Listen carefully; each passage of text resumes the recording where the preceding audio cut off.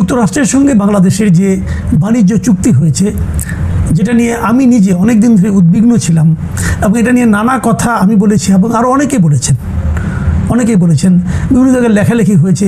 এটা নিয়ে গতকালকে আমি একটা কন্টেন্ট করেছিলাম এবং সেই কন্টেন্টের সূত্র ছিল দৈনিক প্রথম আলোতে প্রকাশিত শওকত হোসেন মাসুমের লেখা একটা ডিটেল রিপোর্ট।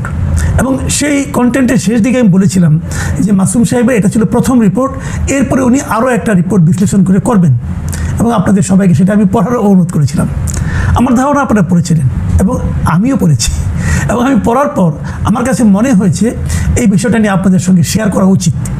একই বিষয়, প্রায় একই রকম বিষয়, তারপরেও আমি কেন শেয়ার করতে চাচ্ছি সেই বিষয়টা আপনারা আমার এই অনুষ্ঠানটা যদি পুরোটা শুনেন তাহলে বুঝতে পারবেন। কিন্তু মাসুম সাহেবের ওই রিপোর্ট নিয়ে আলোচনা করার আগে আমি বরং কালকে যে কন্টেন্ট আমি করেছিলাম সেই কন্টেন্টের উপর প্রচুর দর্শক নানা ধরনের মন্তব্য করেছেন। আমি সেই মন্তব্য থেকে জাস্ট এক জায়গা থেকে র্যান্ডমলি আমি পরপর 3টা মন্তব্য নিয়েছি। সেই মন্তব্যগুলো নিয়েও আমি একটু আলোচনা করতে চাই। যেমন একটা মন্তব্য লিখেছেন উত্তম আকাশ, তিনি লিখেছেন, ভাইজান এই চুক্তি যেদিন বাতিল করবে সেই দিনই এই সরকার পতন হবে, আপনি লিখে রাখেন 100% গ্যারান্টি। দ্বিতীয় মন্তব্যটা লিখেছেন মেড ফর মাইন্ড, তিনি লিখেছেন 54 বছর ধরে যারা দেশ বিক্রির জিকির করত তারাই দেশটা বেচে দিল।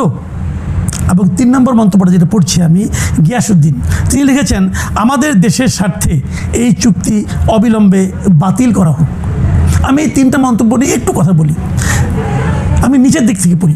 গিয়াসউদ্দিন যেটা বলেছেন এই চুক্তি বাতিল করা হোক, আমি ওনার সঙ্গে একদম একমত যে এই চুক্তি ভাই আমাদের দেশের জন্য বিশাল ক্ষতির কারণ হতে পারে, এই চুক্তি বাতিল করা জরুরি।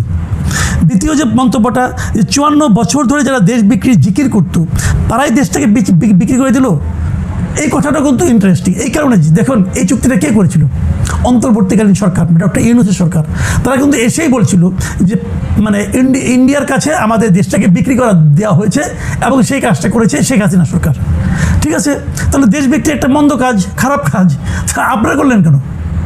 এই প্রশ্নটা কিন্তু করেছে যে তাহলে এই কাজটা আপনারা করলেন কেন? এবং ভারতের কাছে আওয়ামী লীগ কীভাবে দেশ বিক্রি করেছে তার কিন্তু প্রমাণ আপনারা গত যে 1.5 বছর আপনারা দায়িত্বে ছিলেন আপনারা দিয়ে দিতে পারেন নাই। প্রথমত, যদি ভারতের সঙ্গে সে ধরনের কোনো দেশ বিক্রি ধরনের চুক্তি আওয়ামী লীগ করে থাকে সেই চুক্তি আপনারা বাতিল করতেন। আপনারা কোনো চুক্তি বাতিলও করতে পারেননি। মাঝখান থেকে আপনাদের এক উপদেষ্টা আসিফ মাহমুদ সজীব ভুইয়া উনি একবার একটা তালিকা দিলেন, দিয়ে বললেন যে এই চুক্তি আমরা বাতিল করেছি। পরে দেখা গেলো যে পররাষ্ট্র বিষয়ক যিনি উপদেষ্টা ছিলেন তৌহিদ হোসেন, উনি বললেন যে ওই ধরনের কোনো চুক্তি ভারতের সঙ্গে আমাদের কখনোই হয় নাই।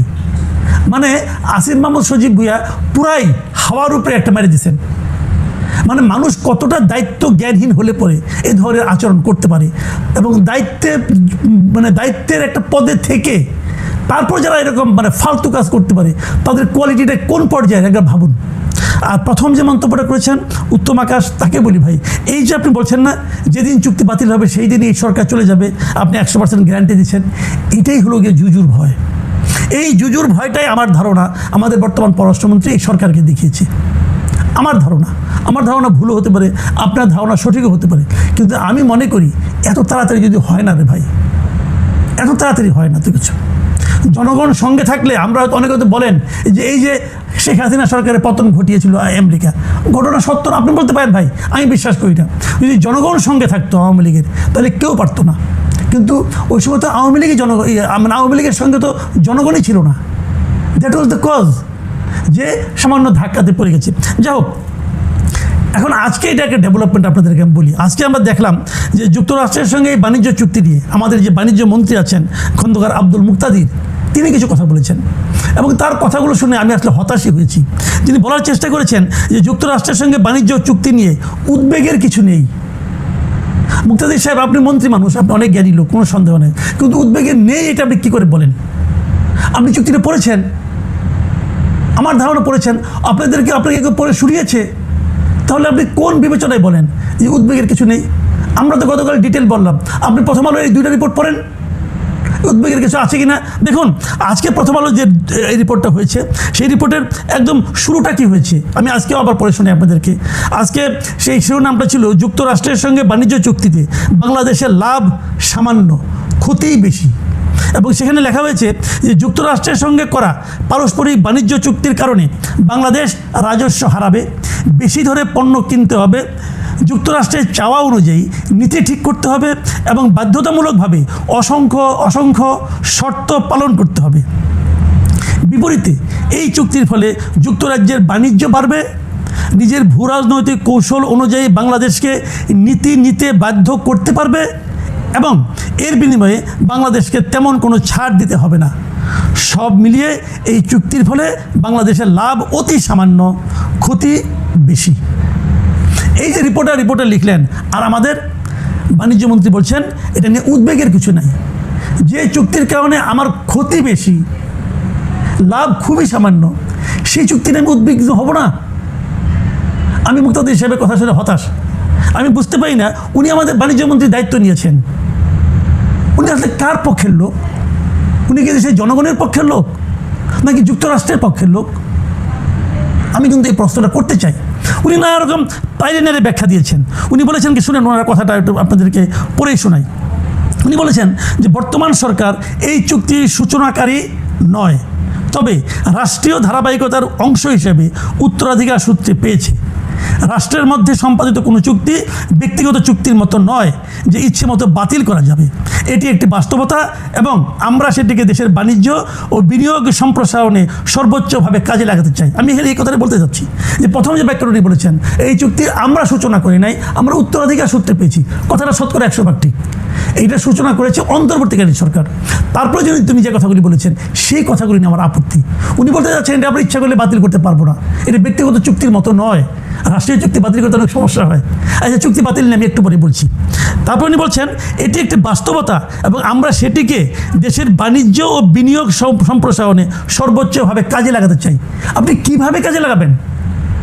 যে চুক্তিতে আপনার পক্ষে আছে মাত্র 2-3টা ইস্যু আর আপনার বিপক্ষে আছে কমপক্ষে 150 ইস্যু, আপনি সেটাকে কিভাবে আমার বাণিজ্যের উন্নতির জন্য কাজে লাগাবেন? ভাই, মিষ্টি মিষ্টি কথা বললে কি চিরা ভিজবে? আচ্ছা, আমরা এখন ওই পয়েন্টে যাই। ওই যে বলা হয়েছে যে এই চুক্তিটা বাতিল করা যাবে না, এই কথাটা ঠিক না। আমি কালকেও বলেছিলাম আপনাদেরকে যে 60 দিনের নোটিশে এই চুক্তি বাতিল করা যাবে, কিন্তু এটাই সর্বোচ্চ না, আরও ঘটনা আছে। চুক্তি বাতিল করা খুবই সহজ। সেই বিষয়টাও এই মিস্টার শওকত হোসেন মাসুম আজকে তার রিপোর্টে বলেছেন।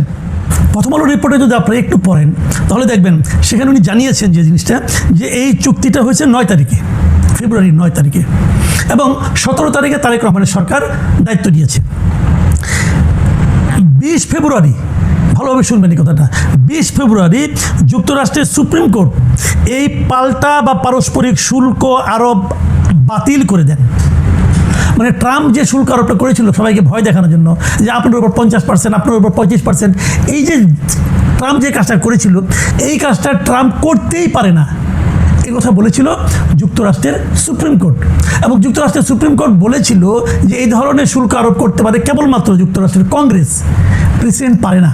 প্রেসিডেন্ট পারে, যে কাজটা করতে পারে সেটা হলো যে জরুরি পরিস্থিতিতে সাময়িকভাবে আমদানি পণ্যের উপর সর্বোচ্চ 15% পর্যন্ত বাড়তি শুল্ক বসানো যায়, তবে এরও মেয়াদ হবে সর্বোচ্চ 150 দিন। তার মানে প্রেসিডেন্ট ট্রাম্পের পক্ষে একার পক্ষে সেই শুল্ক আরোপ করা সম্ভবই নয়। যে জিনিসটা সুপ্রিম কোর্ট, মানে যুক্তরাষ্ট্রের সুপ্রিম কোর্ট বাতিল করে দিয়েছে, সেইটা নিয়ে আমরা কেন জুজুর ভয় পাচ্ছি, এই জায়গাটাতে আমি বুঝি না। ইন্টারেস্টিং হলো, যেদিন তারা এটা বাতিল করে দিয়েছে তার আগে আমরা তড়িঘড়ি করে চুক্তি করে ফেলেছি। কেন? স্বার্থটা কার, মজাটা কার? এই প্রশ্নটা কিন্তু আমি বারবার করছি। আরও একটা কথা আপনারা জানবেন, সেই জিনিসটাও কিন্তু আমি প্রথম আলো রিপোর্টে পেয়েছি। সেখানে উনি বলেছেন, আমি যে কথা বলেছিলাম সেটাই ওনারা আরও ক্লিয়ার করে লিখেছেন। সেখানে লেখা হয়েছে যে এই চুক্তিটা কিন্তু আসলে এখনও কার্যকর হয়নি। যুক্তরাষ্ট্রের কর্মকর্তারা কিন্তু বাণিজ্য মন্ত্রণালয় অমুক তমুক সঙ্গে দৌড়াদৌড়ি করতেছে চুক্তিটা কার্যকর করার জন্য, কিন্তু এটা এখনও কার্যকর হয় নাই। কার্যকর হওয়ার একটা নিয়ম আছে, সেই নিয়ম